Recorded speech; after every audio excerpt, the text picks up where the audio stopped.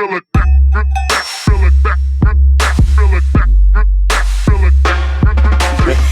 yeah, thanks for having me. Oh, absolutely. Thanks for being here. It's great, not only because I'm a fan of your work and I was excited to talk to you, but I feel like there's very few dance music podcasters in the world. And you are one of them and I'm one of them. And so I always get very excited because I feel like there's like 10, maybe, probably less. Is there only 10? Really? I don't know. I mean, that's an estimate, but off the top of my head, I feel like, 10, 15 at the most. Wow. Yeah.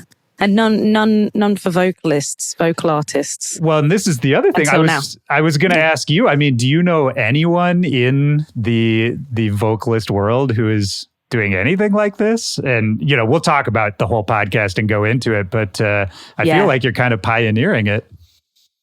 Yeah, I kind of think I am, which I was kind of surprised about. But yeah, the reaction to it has been amazing. But yeah, when we start, we'll do it. Oh, yeah. I mean, we're already recording. I'll kind of okay. I'll edit in, we can start whenever we want. But okay, cool. Yeah, it was similar for this podcast, by the way, for me, where I was sort of just like always a fan of podcasts. And I loved hearing other creative people talk about what they do. And just, I'm sure it's the same for you. You have these conversations with your peers that seem interesting or useful to people. And it was just one of those things where I was like, well, why hasn't anyone done this yet? Yeah. Yeah. And then you keep wondering, and then you're like, well, fuck, I guess I got to do it. Well, I'll just make it myself. Exactly. For you, starting your podcast, what was the inspiration there? What was the seed of that idea that this is something that, these conversations I want to make public? I just felt like, and I've been talking about the lack of respect really for vocal artists in electronic music for a few years based on some of my experiences and some of the experiences I've seen of other vocal artists. And I just wanted to shout out and champion and celebrate them. I mean, there's so many of us. If you think of all the big dance records in the world or drum and bass records, the ones that have got a vocal on it, there's a vocal artist who's sung that and or written those records.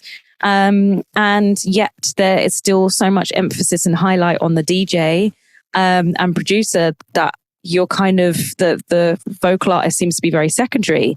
And I know many vocal artists myself, and it was like, they've all got really interesting stories and they're all very different as well. So I wanted to start talking about that, and start talking and interviewing them. It actually got planted in my head by a friend called Martin. And he was saying, look, you're always advocating for vocal artists and dance. Why don't you do a podcast? And I was like, no one needs another podcast because I think everyone has a podcast.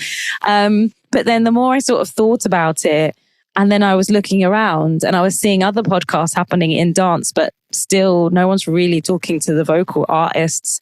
So I was like, oh, okay. And then, Antonio and Lee, who used to be part of Pyro Radio, amazing guys, they came on board. So Antonio produces a show, Lee does all the sound. I bring all the artists in and, the three of us make it all happen together. And then Koi from Red Bull really loved the concept and gave us a series, which has been awesome.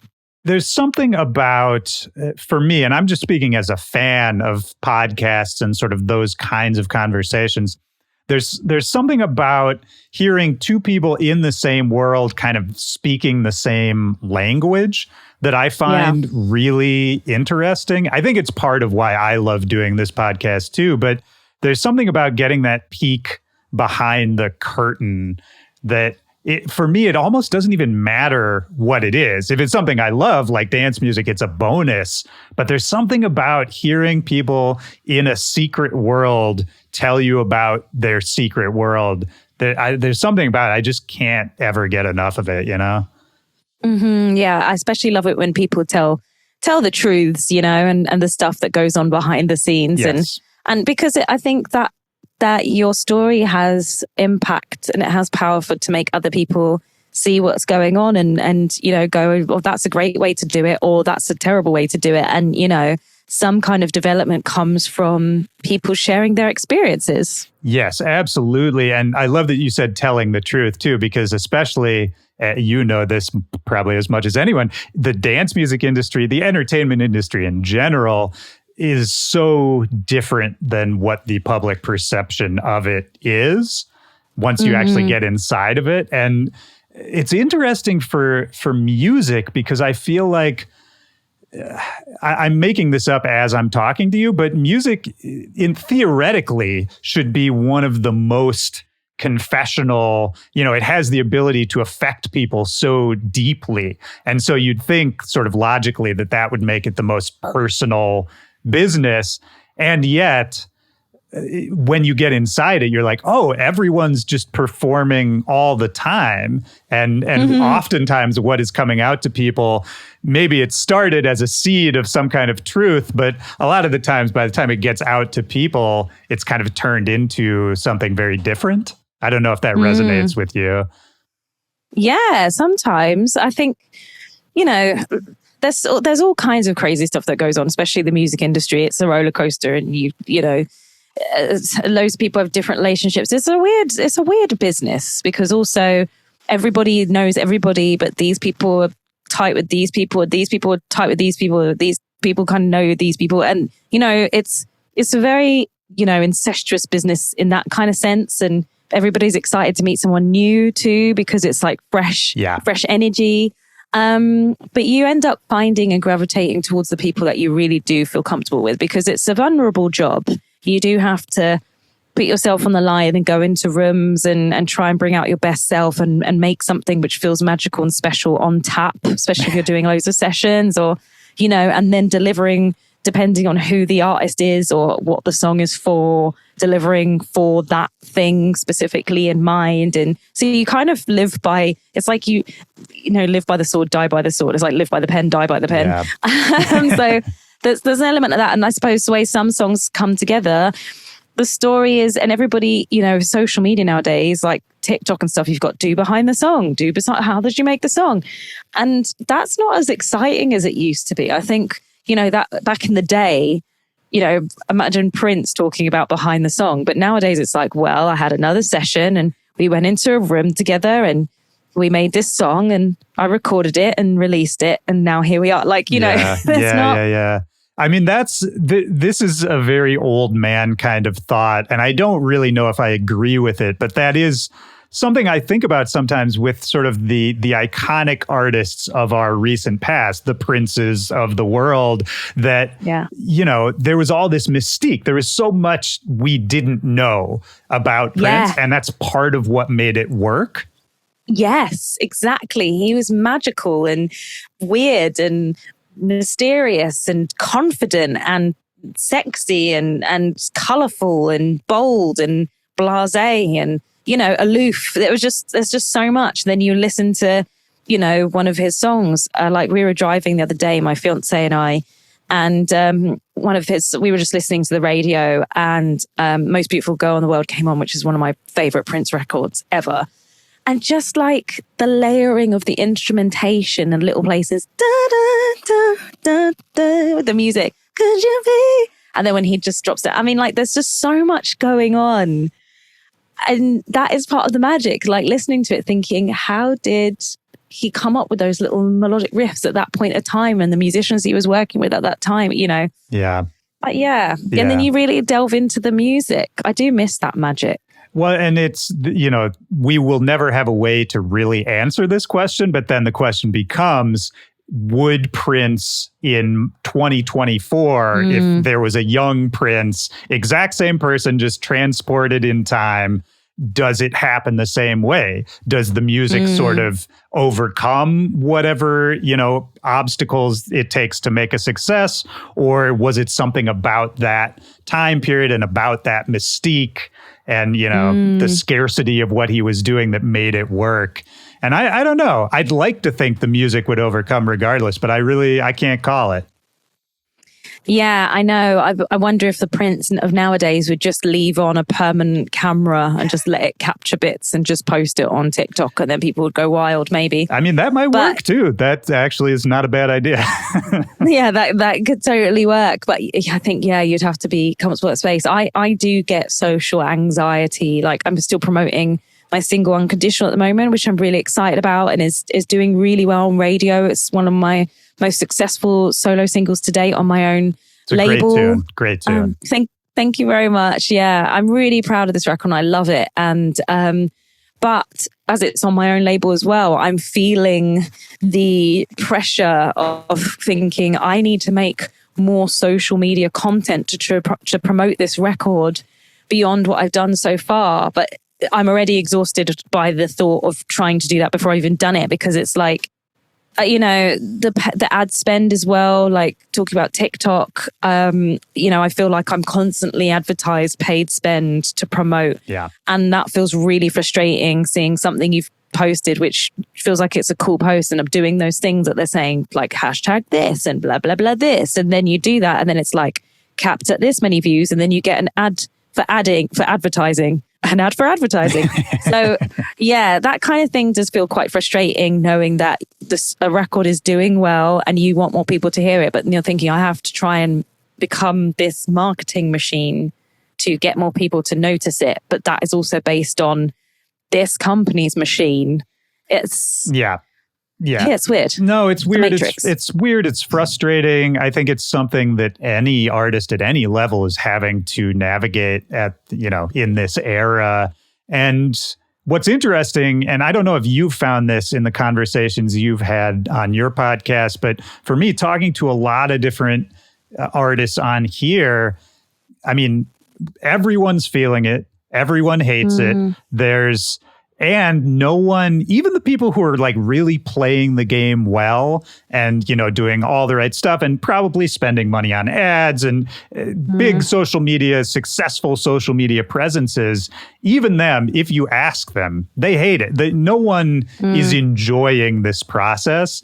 And for me, I mean, I guess this is just a rant, but it's the frustrating part for me isn't the fact that you kind of have to engage with it. It's really that, who is this for? It's kind of, it's like we're making stuff to kind of satisfy an algorithm that at its start was designed by, I'm sure, some very smart people, but those people they don't have anything to do with the art that we're making. It's kind of just this incongruous thing. It's very frustrating. And I don't know. And I feel like, everybody's saying that the attention span's getting shorter. And even myself, I will just do that. And even if something is kind of interesting, you'll watch it for a bit, but then, so I'm part of the problem myself because I'm on it. And it's weird. And then you just go, why am I doing this? And then you come off of it. And then, it's very strange. I mean, if we all hate it, I feel, we should all just be like, no, we're not going to do this. But that only works with collection and numbers. This gets into this could be a podcast on its own, but I mean, musicians got to unionize. That's a whole separate issue. But it's as we, again, doing this podcast, having all these conversations, it has become so apparent to me. It's like, all these other entertainment industries have unions. That's what they're for. We really got to do this. And I'm not going to be the person who does it. So clearly I'm part of the problem too. Yeah. But sometimes you do fight to unionize. Like I've stood up for a few things, but it also does like get to a point where it counts on other people standing there with you and holding up. Because otherwise you're just standing there with your placard, just being like, yes, pay us better. And then it can be a little sad if you're the only one. Yeah, sometimes. But I think also please go ahead. Oh no, I was just going to say, I think the other thing is sometimes we have to take into account that other people, especially like talking about the podcast and some of the interviews I've done on my podcast on My Voice, is that some people are in different places in their careers to say certain things. So I think that sometimes has to be appreciated and respected, that some people are at a place where they will stand there with their pitchfork and say enough. And there are other people that will be like, I feel like enough, but like not in the place to say that yet. Absolutely. Yes, absolutely right. And, everybody's got to look out for their own bottom line. And in a business where the bottom could fall out kind of at any time, that it's a totally respectful stance. What I wanted to ask you, and I think this kind of ties into a lot of what we were just talking about, is, so you mentioned Unconditional, your new single, and that you're getting a great reaction to it. It's a great tune in general. And I was I was going back through a lot of your Spotify, like really paging down and listening to a bunch of the old stuff, the stuff in the middle, the new stuff, all of it. And I kind of wanted to ask you, like, listening to Unconditional, you've been doing dance music your whole career, more or less. You know, the stuff that's on Spotify, all the release stuff, a lot of it is dance music based. But then there's some R&B, there's other stuff. I know just from reading up about you, I mean, you've done sessions for all kinds of people, written all types of music. For dance music, and kind of through the lens of Unconditional, which I feel like that, plus your podcast, plus kind of just being more public about your role in the industry, it feels like you're really reclaiming like your place in the industry, not your place in relation to someone else's place, if that makes sense. And I kind of wanted to ask, just in general, like that journey to dance music and then sort of coming back to dance music under your own name, like claiming it yourself. Am I sort of ascribing more of a romantic story to it than that? Or do you actually, does any of that resonate with you? No, it does. It's really interesting to hear it from an outside perspective, just looking and listening to the music. But I mean, yeah, I definitely, you know, I ended up singing these really big records for DJs, and I've talked about it a lot. I wasn't really recognized or appreciated for my element of those records, which is the vocal element. And I went through a journey of, you know, looking at trying to get signed or releasing stuff, and no one was interested. You know, women and women of color have quite a difficult time of trying to get backing and support like their male counterparts do, especially in electronic music. And myself, I experienced that. I mean, in 10 years since I've sung 2 number ones, a top 40, one was Grammy nominated, Billboard dance chart number ones, I've only had one signed single. And you get to a point where sometimes you're like, is it me? And then you get to a point where like, no, because that person's just signed that record and that record's really shit. Sorry, excuse my language. Yeah.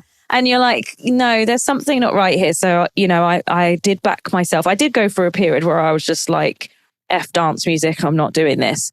But I needed to experience that for myself and go on that journey. I actually did make like a whole rock indie phase, which didn't come out. I was changing my name and everything. And then More Than Friends blew up with James Hype. And then, yeah, I kind of had some dance records and anthemic pop records. Yeah, I've been putting out dance records, but I also had to put out records that felt right for me. Because the thing is, the kind of dance that I really love and resonate with is records that are emotive and soulful and big and anthemic, and that's the kind of thing I love. I'm not really like a club fan in that sense.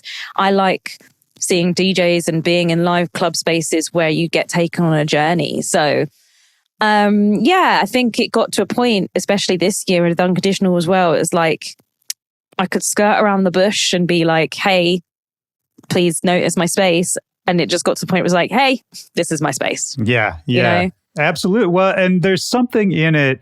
And again, I love to put sort of romantic narratives behind a lot of this stuff, but I feel like there is something in the fact that the track is being received so well that beyond just the fact that it's a good song, there's got to be something tied to the intention of it. You know what I mean?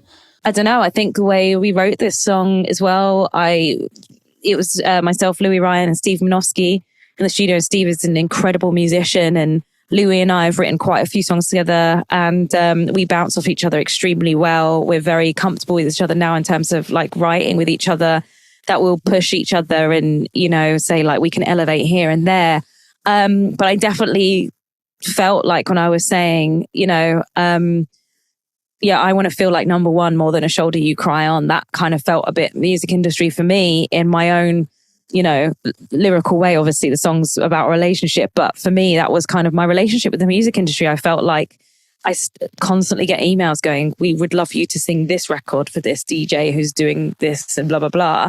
And it was like, when's my time? You know, right. When do I get to sing my own record and have it received? Because when I sing records, or even in this record currently, like the record I had with Jess Bays, Real Love, myself and Louis Ryan, we wrote that that top line, and it was so well received by Spotify, DSPs overall, but Spotify really championed it.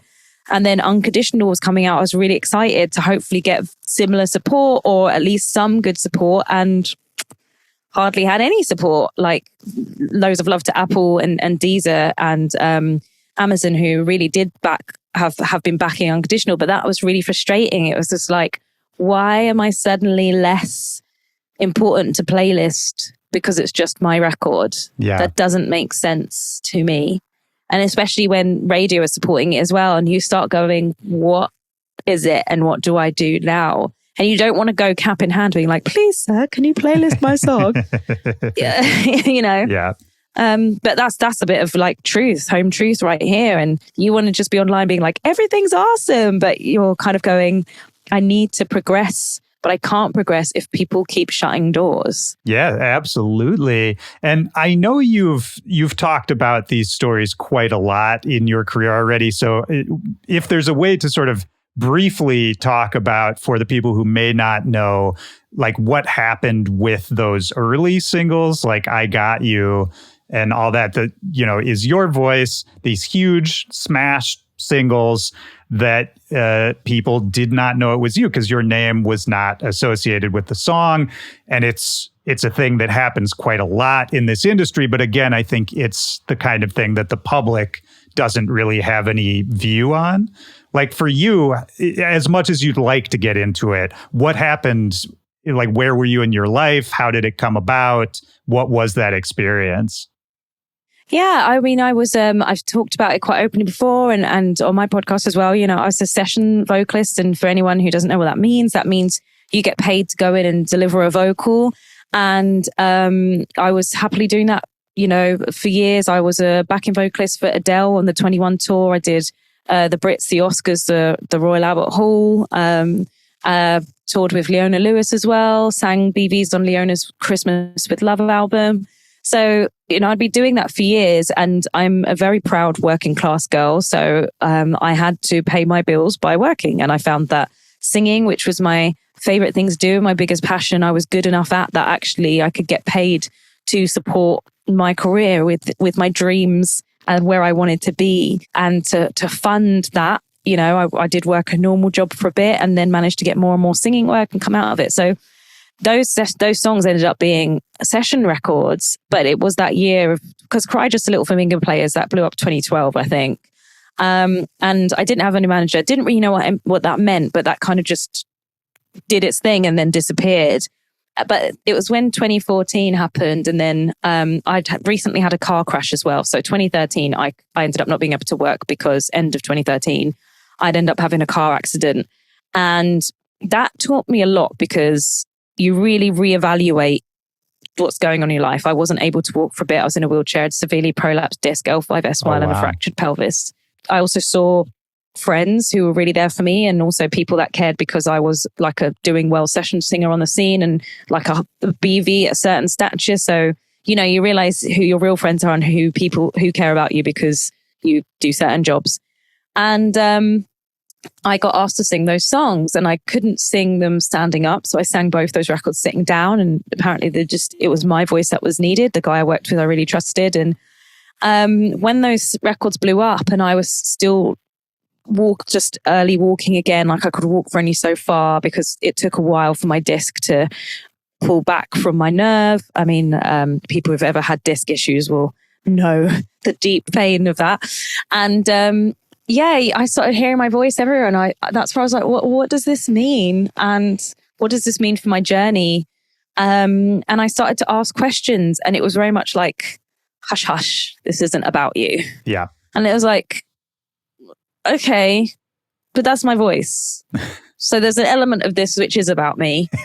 And this feels weird, but obviously I'm longer into my career now, so I'm happy to sit here and say this. But at the time I was like worried and scared of rocking any boats or annoying people. But then it got to the point where, again, I'm a working class girl. I had to pay my bills, and I was suddenly being offered live PAs to sing these songs. And then I was being told, no, you're not supposed to sing them. It's not like, don't try and take away any limelight from the DJ. And I was like, okay, but I got to pay my bills. so who's paying my bills? Because you're not paying my bills.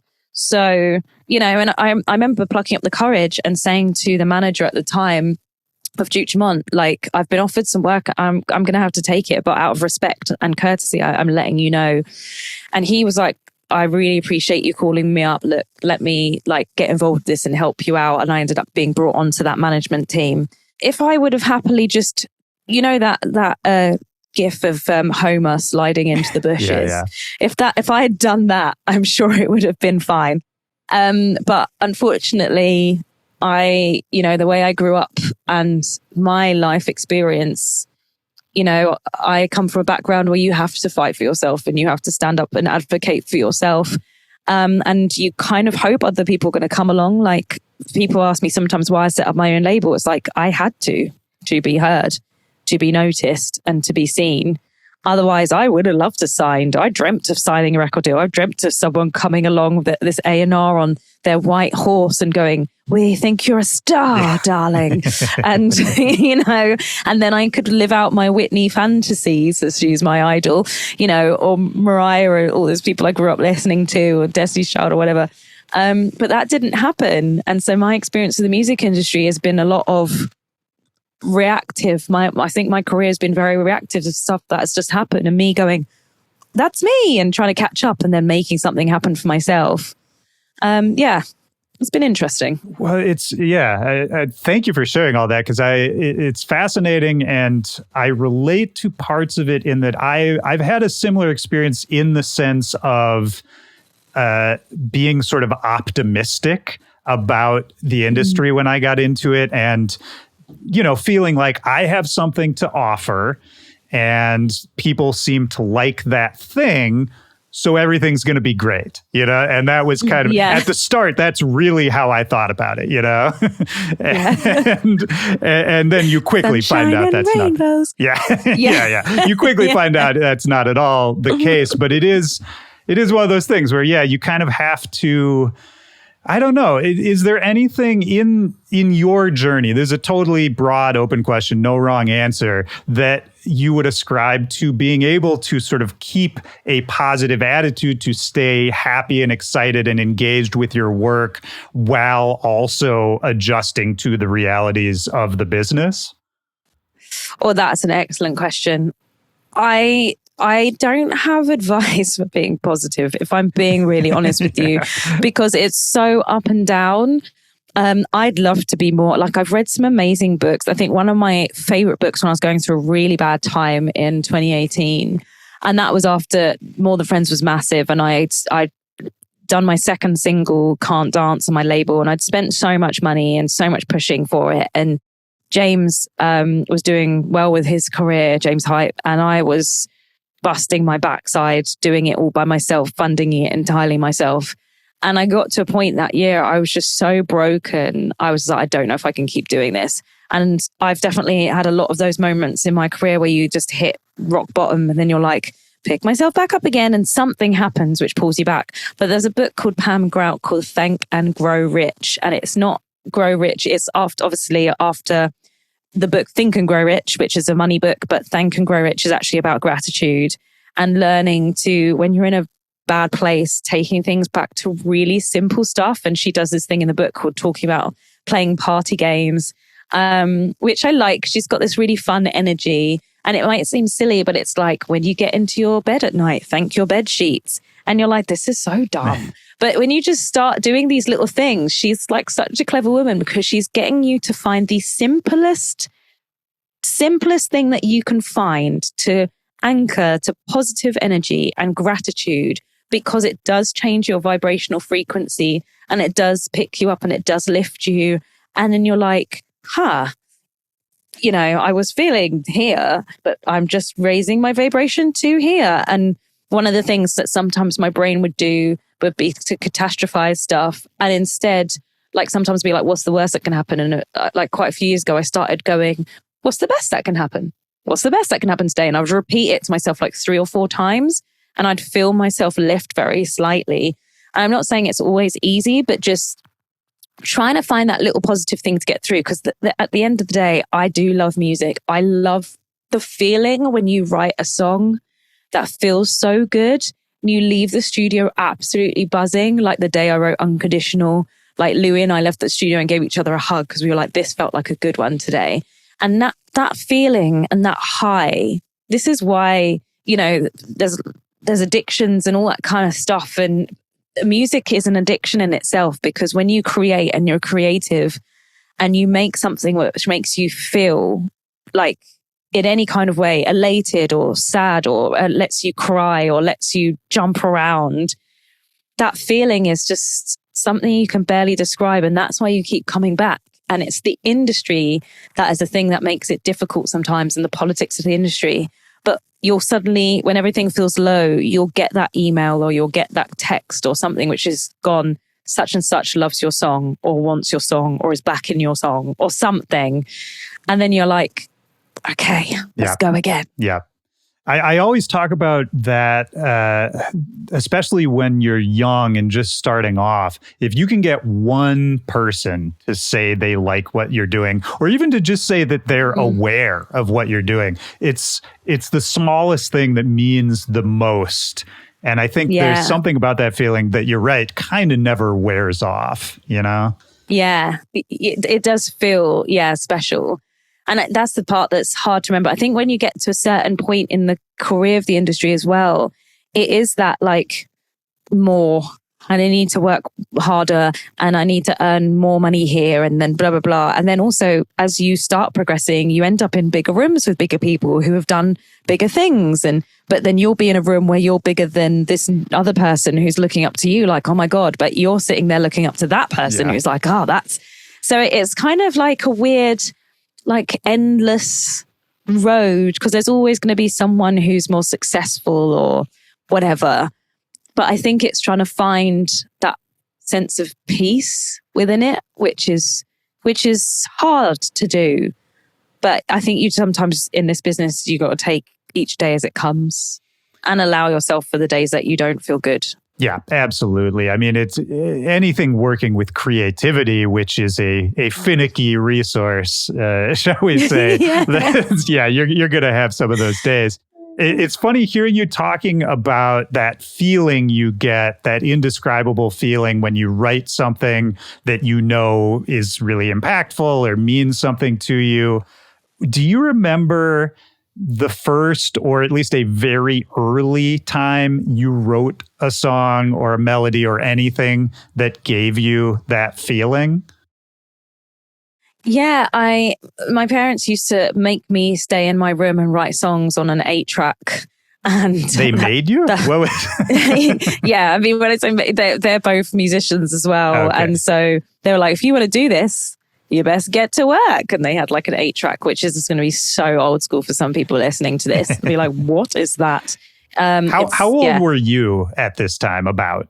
Oh, like 13, 14, 15 and up. And yeah, so I was doing bits and pieces, and I was at like music college, and there was a song called Do You Ever that I ended up writing with these piano chords and like really basic. I mean, I wish I'd kept up on piano. I did piano as a kid and then just focused on singing, but I can do the basics.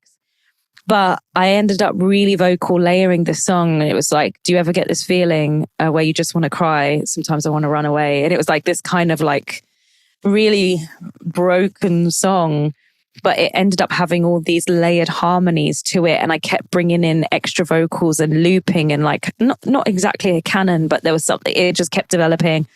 And that was, I think, one of the moments I was like, ooh, I like this. I'm enjoying this process of getting out this emotional feeling and then doing all this harmony layering. Like I absolutely adore harmonies and vocal layering. And then ended up performing it at my college with other singers singing all the parts. And it felt really special. It's like, I've made this happen out of thin air. You know, that's what it feels like when you write songs. Yeah. And then having other voices then singing something that you've composed. Yeah, it was really lovely. I love talking about sort of the idea of creativity and how people find their creativity and how people engage with it. For you, do you ascribe it to anything? Is it like, what is your process, and has your process changed over the years for if you look back at the things you've written that really mean something to you? I don't know if my process has changed. I'm just faster because I'm used to being in sessions. So I come up with melodies fast, but I'm still the melody girl. Like I do sometimes write lyrics first and I will have like little ideas that I'll scat down. But really, I really feed off of melody. If the chords are right and I hear it, melody comes, then lyrics form. I'm definitely a melody person first because then I feel, okay, this is what we're doing. Is it heartfelt or is it up or is it, is it happy or is it like an FU record or what is it? And then, I've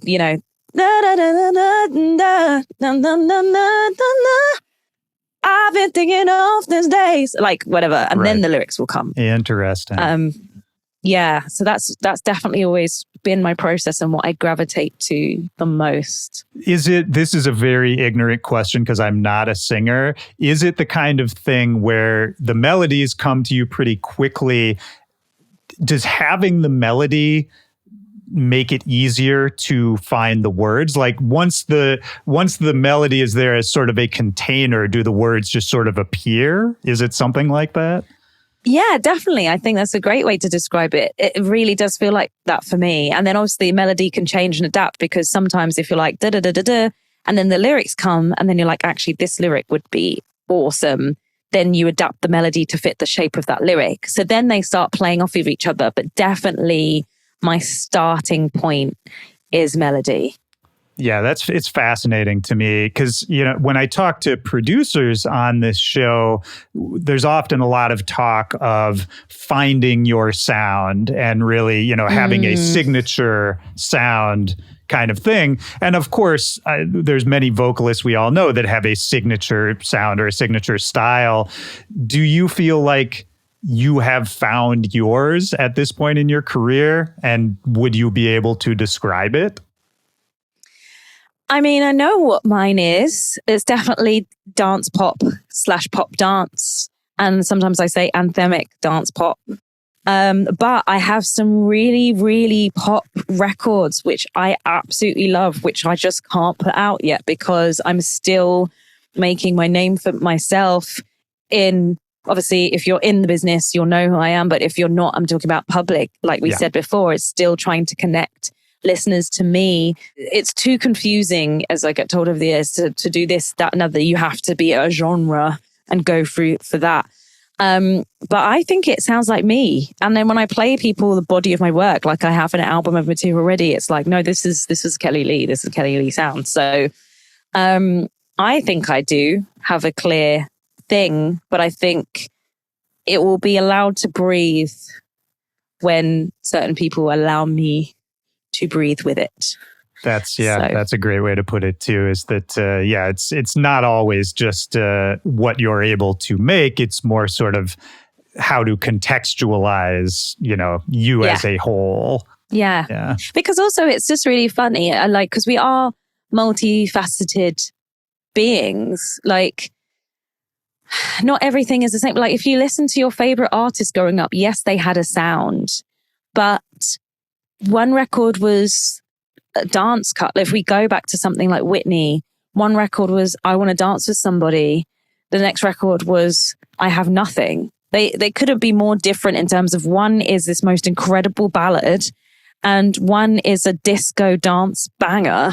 Then you've got I'm Your Baby Tonight. And, you've got these records, but it's still the essence of Whitney and it's her sound. But they're different productions, they're different tempos, they're different styles. And I think that's sometimes what is difficult about music nowadays. It's very much box. And it's like, we're not as human beings. We're multifaceted people with multifaceted emotions. We shouldn't have to be forced to make our art be that one thing. Yeah.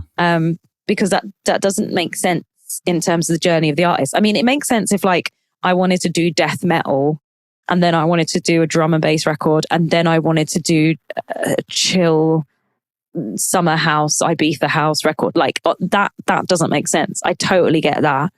But I do think there is scope for expansion, which I would love. And that's why it's sad that the death of the album has been a thing for a while, because it's been so single focused. Because sometimes that was the great thing. You'd listen to an album and find like one cut on the album that was never a single that you're like, oh, this speaks to me. Yeah, that's absolutely right. I hold out some hope that albums I don't think they'll ever fully go away, but I do hold out some hope that they will become stylish again. I sort of feel like we're slowly turning in that direction, but we'll see. I can't call it, but I feel like, and maybe it's just because how I grew up and it was all albums, and same as you would find sort of the secret song that was just for you, and there's something special about that. I mean, for you, like, I guess I'm curious your relationship to dance music when you first really started getting known. Was dance music, was it a love that you were like, oh, I want to be involved specifically with this scene in this culture? Or was it more that I love singing, I love music, I love many different things, and dance music happened to be what, opened up for you at that time?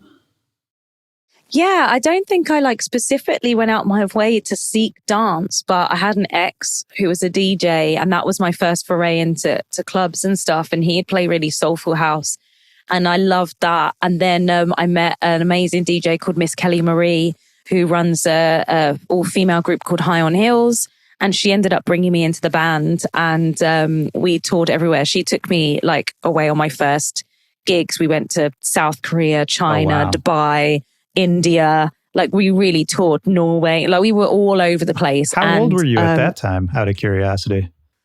Oh, it was just like early 20s. And it was really exciting because I hadn't done that before. And I mean, I'd been performing in like function bands and growing up performing with bands. So I'd used to performing with bands, but this was like DJ bands. So it was like DJ, sax, violin, vocals, percussion. And I just loved the feeling of that connection with the dance floor and people having a great time, and how songs would move. We'd obviously do some of the classics like Finally and stuff like that, and then newer records, and then we would create our own mashups. Like, there was this Eric Prydz record that I absolutely loved on one of his albums, and it's an instrumental, and I found that Missing You from Everything But the Girl worked over the top, and I loved singing that, and it was very atmospheric, it was very soulful, but it had this massive drop, so it really crescendoed.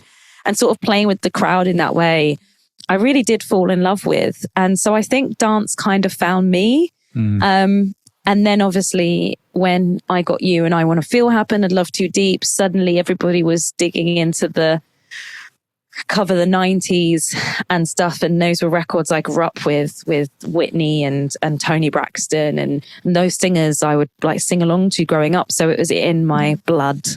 And I think dance records still do look back to those eras because those vocals were so soulful and they were so honest. So they really captured an emotional moment, which then when you just speed up and put a beat to feels great. Yeah. I don't mean that in a disrespectful way, but it means like it captures that kind of emotion where sometimes, when you write dance records now, although it is great, there's still great, amazing dance records being written. I think that's why stuff still gets sampled, because when you're writing on a dance beat, sometimes you'll be in a session and they'll be like, no, we don't want anything too emotional. We just want something that's just going to connect in the club quickly. And you're like, okay, but you just sampled that really soulful school record, which is full of heart and feeling, but okay. Well, can I ask you another really dumb question about singing? If I'm talking to a producer, there's often a conversation about referencing older styles or older eras in their production and how to do that tastefully versus in a corny way. It's funny you mentioned, when you first started, people were really excited about 90s vocals, because I think that's come around again and that's happening in a huge way right now. But for you, writing and singing and creating the way you do, Is there like a parallel thought for vocalists as far as I want to reference this era or this singer or this song without, sort of just copying, if that makes sense? Yeah, I mean, definitely. I think, again, it depends on who you're writing for, what you're writing for, and where it needs to be. So like, for example, that Jess Bay's Real Love record I was talking about, we wanted that to have an element of throwback vibe to it because of this massively famous sample that we used, like instrumental sample. So, because it made me feel upside no down. Like I wanted that to like feel like a little bit old school in the vocal, and then the lyrics upside no down. I was thinking of Upside Down Diana Ross, and so there's an element of like that kind of thing. But it depends on the song. Like I've written a song at the moment with Louis and Lee Tyler that is currently sitting with quite a big DJ. It might be out by the time this comes out, so I won't say what it is yet, but I got to play with my voice in a very different way. And it's very laid back and it's very chill and it's very it's very modern, I suppose. It's as opposed to that, I didn't want to go for that big vocal. It's like quite restricted. And just, it's all about the lyric and it just sort of lilts. And that's really fun because I like to play with the shades of vocals depending on what it's for, But yeah, there's definitely elements of like looking back and harking back and thinking, I want to deliver like this. But sometimes I'll be in a session, I'll be thinking, how would it sound on a Scandi voice? And writing in that way. And I got to do that recently with Lily Alberg, and that was really fun. We were in a writing session together. We did 2 songs that day, and one was more for my vocal style and it's big and it's soulful. And then the other one, I've got to write with her voice, which I love to do. I hear these melodies, but the delivery isn't my physiology. So being able to work with her voice to deliver that, and I love that record. It just sounds sick. Yeah, that's really interesting. That you just made me think about, it's almost like the difference between an actor and a director, where you can kind of envision what it's going to sound like, but it doesn't have to be you in front of the camera. Yes, exactly. Because people, play different things. Some actors are just meant to be the villain and some are meant to be the hero. And sometimes I think they'd love to play the opposite way around, but it just doesn't transcend. Yeah. It's like, sorry, man, no, you got a mean face. That's just that's just the way it goes, man. I know. I do sometimes wonder that when you watch movies, I'm like, is that person actually evil? Right. Or are they just very good?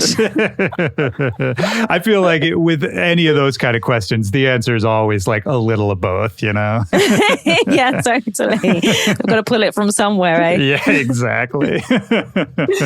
Well, I wanted to ask you were talking about sort of how you have this blue collar approach to creative work and to the way you look at your career. And you mentioned your parents were involved with music as well. Does that come from them? Were they blue collar musicians as well? Please, could you explain to me what blue collar means? Because this is quite an American term. Oh, okay. Yeah, sorry. I thought you had used that term. Otherwise, I would have said something else. It basically means just like the working man, the middle class.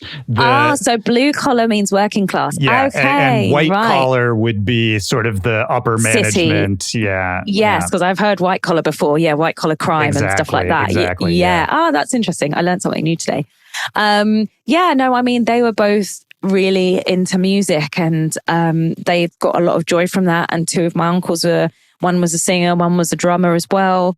So I kind of was surrounded by music growing up, and there was a lot of freedom and creativity in that. And again, I think, a lot of working class musicians and artists and stuff, that's how you find freedom when you're growing up, is to be creative. Some artists and painters and that kind of thing, they would get their inspiration from having to use their imagination.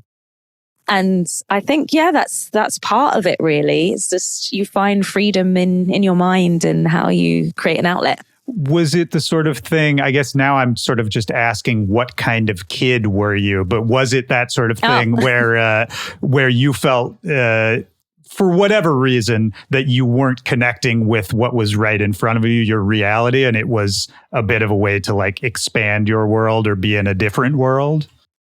Yeah, kind of. I think my mum tells me of the story when I was a kid. I saw my Uncle Mikey on TV and I tried to climb in to see him. Oh, that's that's the most literal thing that could possibly happen. That's incredible. Yeah. And so I did love watching movies and TV. My imagination was always doing stuff. And then my little sister, she's a writer. We used to make plays when we were growing up and like record stuff on tape, and then I would narrate it and then pause the narration and we'd act out the scene and then the narration would continue. I don't honestly know fully where it comes from, but that was just a lot of joy from just being like, this is what my brain is doing. Well, and honestly, I think it could be as simple as if there's a history of musicians in your family and the fact that it sounds like no one was really telling you like, oh, get serious, or like, okay, this is play and this, now you need to think about work, all that kind of thing. I think that's so important. It's a simple thing, but just sort of letting the kid do what they're doing, letting them figure it out, explore. A lot of people don't get that. Yeah, it's true. You're totally right. I think, I was lucky in that sense that my parents were creative. So they just understood creativity and they got joy from that. So it was like an extension of that. But I think that's where they added their serious parenting side by being like, well, if you're going to do this and you want to be a songwriter, then go in your room and write songs. Which also not bad advice, Yeah. Not bad advice, but still teenage me was like, oh, I don't want to write a song, But it was good. So I think, I am lucky with that. My fiance, he did have a battle with his mum when he wanted to be a musician, and she was like, classical music is the only kind of music. And now they're obviously deeply, deeply proud of him. And he's got like an analog studio and records to tape and it's just an incredible musician. But he definitely had to have a bit of that battle that it wasn't a normal job. So I was lucky that I didn't have that. But then he's also a deeply amazing musician, more than I am, because I think he had to fight with defiance to become an exceptional musician. Yeah, so. There's something to that too. I mean, it's interesting because I think when you're on the outside looking in, it often seems like there's sort of only one way to make it, or you have to be one kind of person to be able to get in. And then you get in and you realize, oh no, everyone had their own path. And whether it was you being sort of encouraged to create and be out there and be wild and free, or whether it's him coming in with a chip on his shoulder because everyone keeps telling him not to do it. Both can work as long as, you're able to sort of keep your head in the middle of it. Yeah, absolutely. I totally agree. Do you think, again, super broad question, no wrong answer, but, when you think about the initial successes that you had, be it, getting on some of these big songs, even though that became its own issue, or whether it's going on tour with Adele or any of these early things, was there something you were doing differently, or what was it that people saw in you? If you look back, like what was it about you that was drawing people to you, if you're able to put a finger on it? I mean, I've not really thought of it like that. So thank you for the question. I definitely think though, and people talk about it a lot, my tenacity and my resilience and my work ethic. And I think that's always kind of stood out and shown up because I am really serious about music and I'm very serious about my career and I was very serious about my job. So if someone gave me a job, I would do that to the best of my ability. So like when I got the phone call to sing I Got You, and it's Whitney, I listened to that record over and over again. I mean, I'd listened to Your Love Is My Love anyway, but just really listening to her intonation and like the way the run would fall, and just like I would really take what I did very seriously. And like when I did Adele's BVs as well, getting into the headspace of her records and listening to it, and just I was proud of my work and proud of myself that if I got given that opportunity to be in that space, I would deliver. And I think I still do that to this day, which is why I think even when the times have been tough, I'm still here.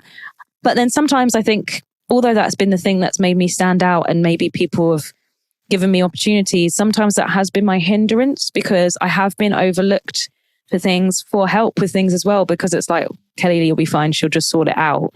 So yeah, I think but I'm still proud of myself. If I'm going to have a certain standard for myself, I will, and I will retain that. And I have sometimes found, because the industry doesn't always reward that I have sometimes not been lazy, but there are some records where I've been like, you know what, that will do. And those times is when I sometimes have to go, is that really what you want in the world though? So yeah, I think that's definitely been part of what's helped my career, is because I'm so perseverant. Perseverant a word? I persevere a lot. Close enough, yeah. Yeah, close enough. Yeah, I'd say that, but yeah. I don't know. No, that's a great answer. I mean, I think there's a lot in that, and I think it applies to a lot of creative pursuits in general. Just being reliable is an underappreciated quality that many people in the entertainment industry do not have. Yes, it's true. I sometimes get shocked. Yeah. You know, I like when I was doing BVs, you showed up and you did your job. I've heard some stories of singers turning up being lazy, being on their phone, being distracted. I'm like, are you serious? Yeah. Like this, what era are we living in? Right. So I don't know. Yeah. Well, and it sounds like, I think you have a good balance of attributes too, because maybe the person distracted on their phone or whatever it is just too far in the creative free spirit world to recognize that, oh no, although this doesn't look like it, this is just like anybody else's job. And, you know, you were hired because you might be good at it. And if you're not, you won't be hired. Yeah, it's definitely more than that. Yeah. There's got to be that mix of practicality and sort of head in the clouds creativity. Did you? This is again, I'm asking a lot of these sort of random access memory questions, but touring with Adele and working with someone who, you know, was operating on just a giant scale, or what was about to be a giant scale. Do you have any memories from working with her from those tours that really informed how you looked at your own work? Like, did it change anything about you or the work you were doing? I mean, I was actually making an EP at that time, and I was sort of just finding my way with the songs I was writing. But being on tour with her, it's just like her knowing her music and knowing her lyrics and the way she sung those songs was so powerful. It just would give me like goosebumps, and you know, the hairs on my arms would stand up just hearing a pin drop in the room with everybody so quiet, listening to every single word she sang, just her and a piano. I think that was really interesting, as just an artist knowing who they were artistically so well. And she is extremely musical. So she knows exactly what she wants to hear from the band and from the BVs and from what's around her environment. And that was, you know, she was doing 21. She was 21, doing the 21 tour. So it was like, you know, really powerful to see an artist so strong in her presence. And I think that really carried through, and just sort of seeing, it was my first tour. It was the first time I was seeing like managements and labels and the hierarchy of power and where people needed to be and the organization of it all. So it was really fascinating. And I think I do have a very unique perspective in this business beyond other people, because I've been a BV, the backing vocalist. I've been a session singer. I've been a function singer. I've been a lead singer in a band. I've been the featured artist. I am the artist. I run my own label. I've had records on a label. I am the label. Like, so I've seen this kind of multifaceted area of the industry where you've really taken a lot of stuff. And I honestly think what I've learned from it to be the best is just excellent communication and respecting who you're working with. Because I've worked with some artists who weren't great with their team and crew, and that was not very nice, and that was felt. And it was very much just became a money gig for people. And then people just didn't want to do it. And then you've got the artist who looks after their teams and has got such great energy that the people working with them feel passionate about being involved with that artist and that person, and it gives above and beyond. But that artist is also, you know, firm when things, and their managements are firm when stuff isn't right. Like someone taking liberties and being on their phone and not being present when they should be. And, you know, it's just sort of like interesting to see the whole dynamic and ecosystem of how it's at play. And so I definitely think I've taken that on in my career, and moments where I've been like, no, this isn't right, or this is excellent. Let's keep this going. Yeah, I love all of that. And it makes me want to ask you a question I ask frequently on this podcast, which is, what for you right now is the most fun part of what you do? Like, out of all the things that you do, all the roles you play, what do you get the most excited to do? What do you look forward to the most at this point in your career? I love performing. Performing is my everything. When I perform, that is where I am really my most happy, or my happiest. And just connecting with a crowd. I love that so much. And I haven't had as much chance to do that in this last year. I parted ways with my agent and I had less shows, but I've been so heavily in the studio, which has been great because I've actually been producing so much work and so much music, and my writing, you know, is developed in such a way in the last couple of years. Like, I just wrote the Women's Rugby Six Nations song for their tournament this year. Yeah, I wrote that on a Monday. And then Wednesday I was interviewing the captains of each rugby team, asking them questions. I know nothing about rugby, so that was very interesting. And then had to like tweak a couple of lines, and then that was just in a week's turnaround, and now it's out.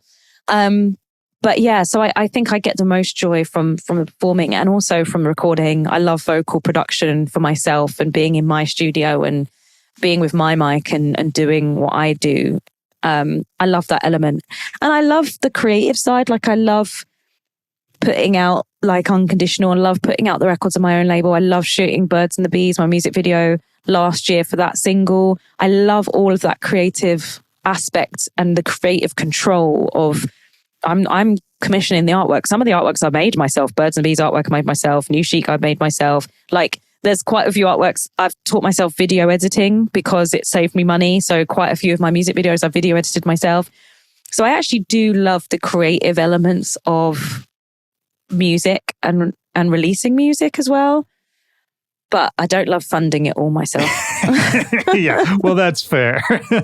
I mean, what I really love about what you just said is that it sounds like as you have expanded your roles and taken on more things yourself and learned how to play more positions in the industry, it's actually, rather than being sort of something you've gotten through to get done what you want to get done, it has been a fulfilling thing that has brought you more enjoyment about the overall process. Would that be accurate? Oh, yeah, absolutely. And I am a geek. I find it fascinating. So like when we shot the video for Unwrap My Heart, one of my Christmas singles, it was really like exciting to work with such an amazing team of directors and lighting and crew. And like, we actually spent more time lighting that video than actually shooting the scenes. So when it came to the scenes, literally we had like 2 takes because the lighting took so long, but the lighting looked incredible and just fascinating watching like the daylight thing. Like, if you watch a film on TV and it looks like it's daylight, I mean, like, they've got some huge dish outside that some lampies are rigged, and like, then they spend ages and they're like, this needs to be, and the light needs to look, and you're just like, wow, that's just really cool. So I've definitely loved those elements of like seeing the intricacies of making magic. It's the secret world. It's what we started off talking about. It's when you get the glimpse behind the curtain. And yeah, you're right. That's a great point too, for anyone feeling sort of creatively stagnant or like they hit a wall. It's like, there's always things you don't know about. There's always more secrets to figure out. And sometimes figuring out some other secret will help you figure out something about the primary one you're trying to crack. Yeah, totally. Absolutely. Like color grading, that's a whole world on itself. People that color grade for videos and TV and films, and they have like this massive color grading mixing desk. And just like the hues of greens, and it's just mad. Yeah, that's wild. Yeah, because I don't know anything about color grading, and you just made me realize that's a whole nother thing. Yeah, that's... And honestly, seeing a scene A, B, with the different color gradings, like pulling out the magentas here and that kind of thing, I was like, it's mind-blowing. And it can absolutely change the dynamic and feeling of the scene you're looking at. Like, it could feel a bit moody and a bit bleak, or it can feel vibrant and happy. It's crazy. Well, and what's even crazier with what you just said, it made me realize it's kind of all the same. It's the same with making music. If you could sing the same melody, same words, but if you sing it, with a little more of a breathy intonation or a little more of like a diva intonation, whatever it is, it'll completely transform it. It's the same for music production. If you add a hi-hat, it's a totally different song than if it didn't have a hi-hat. It's all kind of the same thing. It's funny that way. Yeah, absolutely. Yeah, I don't have a bigger point, but yeah, you just gave me a little realization there. Well, okay, so I'll wrap this up. The single, Unconditional, the You Know My Voice podcast, you sort of stepping out as the primary artist, the face of the whole project. Do you think for singers in dance music, has it gotten better? Is it getting better? Is there a path to it getting better? Because the place of singers in dance music is something I talk about a lot on here, but I don't always get the chance to ask someone who is actively involved with it. Yeah, I think it is getting better. It has gotten better. It is getting better. There's still a way to go. And that does involve like DSPs and radio and the powers that be to champion more vocal artists with their solo records as they would a DJ. They'll happily play a DJ producer's record which has got no vocal feature name on it, but there's clearly a vocal there, and won't even ask who sung the record happily. Yeah. But for so long, vocal artists have been said like, well, what DJ are we going to get to feature on this record? Because it's like, well, so it is getting better, and more vocal artists are now starting to release without having to necessarily have a feature. By the way, there is nothing wrong with having a feature if you want one, but it shouldn't be the status quo, which, A&Rs have said. And one of my friends who's a vocal artist who's had massive hits. She was trying to sign a bunch of songs last year, and they kept going, this would be great for this DJ. This would be great for this person. This would be great for this person. She was like, no, these are mine. And they were like, don't know how that works. So, yeah, it's like, well, I think you could figure it out. But okay, yeah, I think you could figure it out. I mean, I remember when I said to the A&R years ago, who sang, who signed one of the records, one of the big records I've written and sang. And this was years and years would go. And he was talking about more records I could do. And I said, why don't you sign a me record? And he was like, how would that work then? Yeah, you and just see the gears moving. Yeah. Yeah, the gears moving. They're so confused. But yeah, no. So we've come away from here and having the massive radio support I've been having for Unconditional has been amazing. And I think some people started to go, oh yeah, actually, she has done all these things, So it's been nice going, actually, we're going to champion this. So it's developing, but it needs more. And I really do feel like people who are in positions of power at playlisting, at radio, at A&Rs, at labels, look at your roster. Is it diverse?